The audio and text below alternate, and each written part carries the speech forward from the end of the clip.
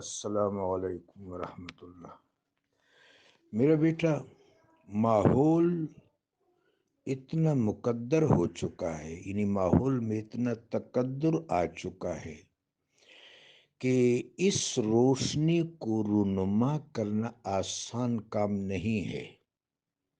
ظاہر ہے آپ کو لوگ بخاری شریف کا حوالہ دیں گے، جو آپ نے لکھا بھی ہے اردو ترجمہ کے ساتھ، کتاب الادب کا حوالہ دیں گے، آپ کو لوگ بخاری شریف کا حوالہ دیں گے، آپ کو مودودی صاحب کی تفسیر کا حوالہ دیں گے، کچھ اور تفاسیر کا حوالہ دیں گے۔ میرے بیٹے، اعلیٰ وجہ الیقین متحقق ہے، اعلیٰ وجہ الیقین متحقق ہے۔ ایک مسلمان کا اعتقاد ہونا چاہیے، ایک مسلمان کا، ایک مومن اور ایک مومنہ کا اعتقاد ہونا چاہیے کہ انبیاء معصوم ہیں اور ہمارے آقا و مولا بدرجہ اولا معصوم ہیں۔ ایک مسلمان کا، ایک مومن مومنہ کا اعتقاد ہونا چاہیے کہ نبی پر جادو کا اثر نہیں ہوتا، یہ بات منصوص ہے، قرآن عظیم میں ہے۔ اب بیٹے، آپ نے تو ایک تفسیر کی بات کی میرے بچے، 1000 تفسیروں میں بھی یہ بات لکھی ہو تو جھوٹی ہے۔ آپ نے تو صحیح بخاری شریف کی بات کی۔ میرے بیٹے، اگر احادیث کے تمام کتب میں بھی یہ بات لکھی ہو تو یہ جھوٹی ہے۔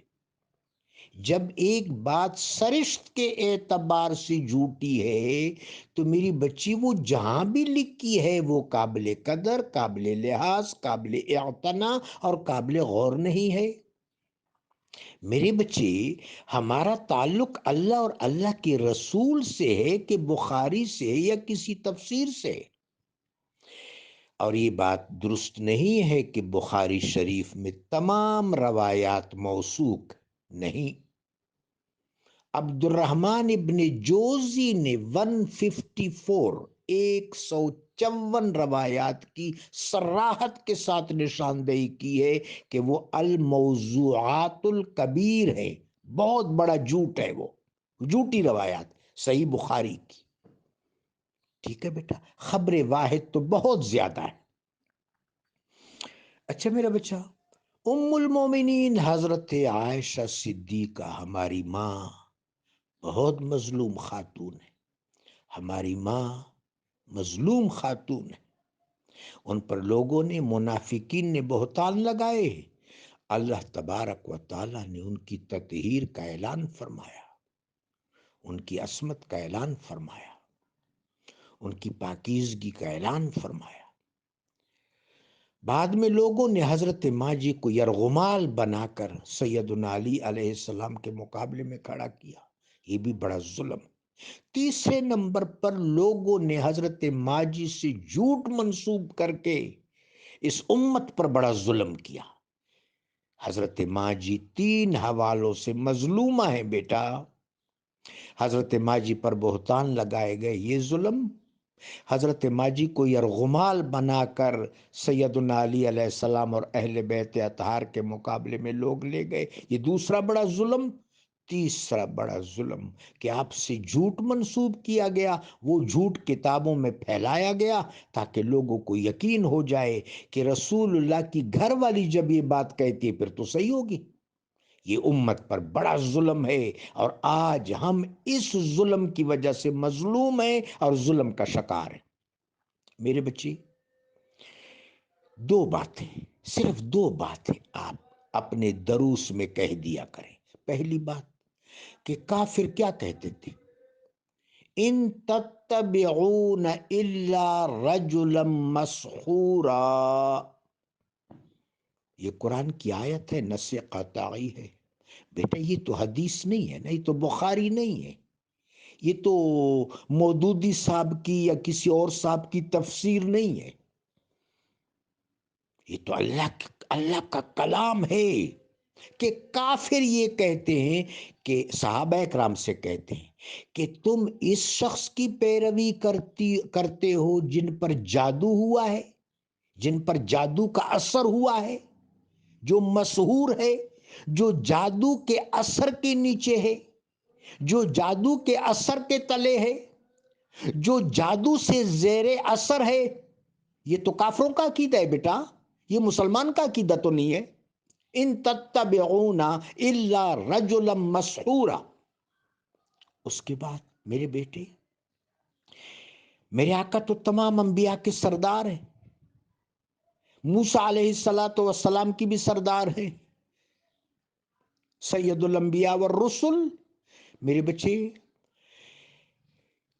کون جادوگر تھے؟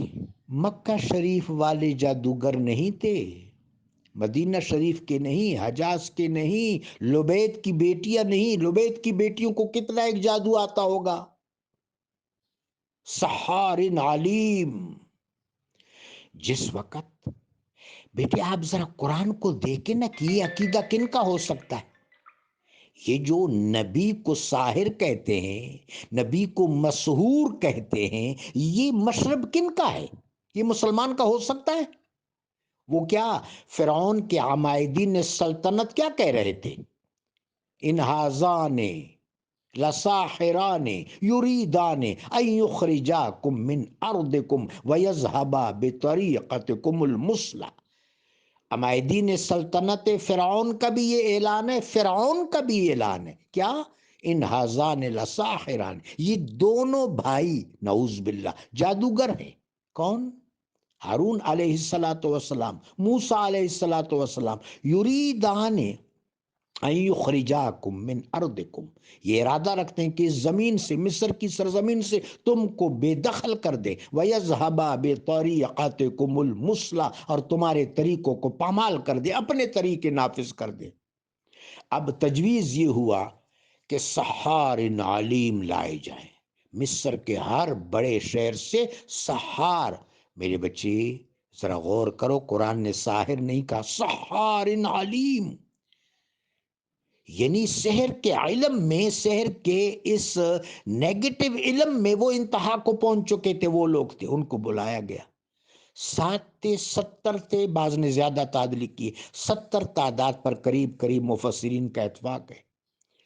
بیٹے اس وقت تو وہ سحار تھے، پھر وہ وقت بھی آیا کہ وہ سحار عارف بن گئے۔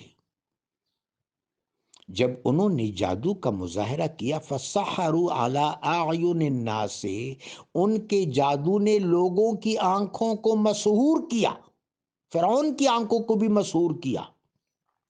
2 آنکھیں محفوظ تھیں، وہ رسالت اور نبوت کی آنکھیں تھیں، وہاں کچھ فرق نہیں پڑا۔ وہ ہارون علیہ السلام کی آنکھ تھی، وہ موسیٰ علیہ السلام کی آنکھ تھی، اور اللہ نے فرمایا کہ لکڑی ڈالو۔ نبی کے ہاتھ میں جو لکڑی ہے، جو عصا ہے، اس کا کمال یہ کہ اس نے سارا جادو نگل لیا۔ فَإِذَا هِيَ تَلْقَفُ مَا يَأْفِكُونَ۔ اور ادھر ہم لوگوں کو بتا رہے ہیں کہ رسول اللہ صلی اللہ علیہ وآلہ وبارک وسلم پر معاذ اللہ جادو ہوا، آپ کو سمجھ نہیں آ رہی تھی، آپ کا جسم کمزور ہو رہا تھا، آپ کو کچھ یاد نہیں پڑ رہا تھا، آپ نے کوئی کام کیا ہوتا تھا اور سمجھتے تھے میں نے نہیں کیا، اور کوئی کام نہیں کیا ہوتا تھا اور سمجھتے تھے میں نے کر لیا۔ سرکار دو عالم کے الفاظ معاذ اللہ تھے تر بتر ہو گئے۔ یہ نبوت اور رسالت کے بارے میں کس عقیدے کا ابلاغ کیا جا رہا ہے؟ یہ تو انکار کا عقیدہ ہے، یہ تو مقام نبوت سے بغاوت ہے۔ اس پر سوچ لے یہ امت، یہ کیسی روایات ہیں؟ بیٹا یہ نبوت اور رسالت اور سید الانبیاء والرسل علیہ الصلاۃ والسلام کے حوالے سے ایک ایسا مشرب ہے، یہ بالکل جھوٹا ہے، بالکل قرآن سے بغاوت یہ ہے۔ میرے بچے، میرے آقا معصوم ہے، ہر طرح کے جادو سے محفوظ و معمون و محفوظ ہے۔ واللہ یعصمک من الناس، قرآن کی نص ہے، اللہ آپ کو مخلوق کے تمام شرور سے محفوظ رکھے گا، آپ معصوم ہیں، معصوم مطلق ہیں، صلی اللہ علیہ وآلہ وبارک وسلم۔